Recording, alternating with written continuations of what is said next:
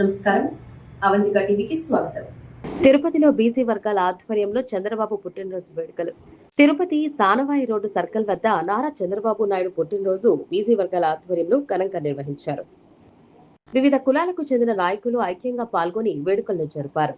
ఈ సందర్భంగా దేవల శ్రీనివాసులు, అక్కినపల్లి లక్ష్మయ్య, జగన్నాథం, సురేష్ రెడ్డి, గజ్జి మదన్ మోహన్, కోటకొండ లక్ష్మణ్, దేవర్ల సీను, మధు తదితరులు చంద్రబాబుకు శుభాకాంక్షలు తెలిపారు. చంద్రబాబు రాష్ట్ర అభివృద్ధికి కృషి చేస్తున్న నాయకుడని కొనియాడుతూ ఆయన దీర్ఘ ఆయుష్తో ప్రజలకు సేవ చేయాలని ఆకాంక్షించారు.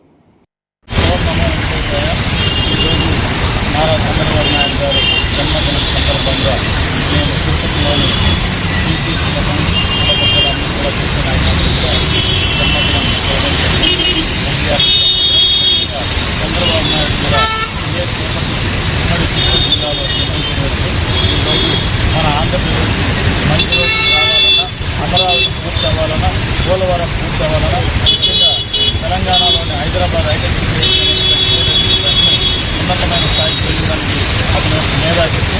కాబట్టి ఈరోజు మన ఆంధ్రప్రదేశ్కి పెట్టుబడులు రావాలన్నా, అదేవిధంగా ఇండస్ట్రీ సమస్యలు రావాలన్నా మనం అందరూ కూడా ఉన్నతమైన స్థాయికి విద్యపరంగా, ఆర్థిక పరంగా అన్ని విధాలా ముందుకు వెళ్ళాలంటే చంద్రబాబు నాయుడు గారికి ఆయుర ఆరోగ్య ఐశ్వర్య పూర్తి భాగ్యాలతో ఉండాలని, కలియుగంలో వెంకటేశ్వర స్వామి ఆశీర్వాదం ముందుగా వెళ్ళాలని మేమందరూ బీసీ కులాల తరఫున ఈరోజు ఎన్టీఆర్ సర్కిల్ వద్ద ఎన్టీఆర్ రామారావు గారి చంద్రబాబు జన్మదినం సందర్భంగా ఈరోజు రామారావు గారు అందరూ కలిసి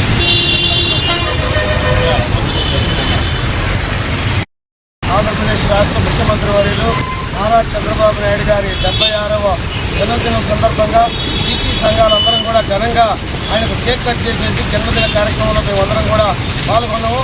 నేటి తరం యువకులు చంద్రబాబు నాయుడు గారిని ఆదర్శంగా తీసుకోవాలి.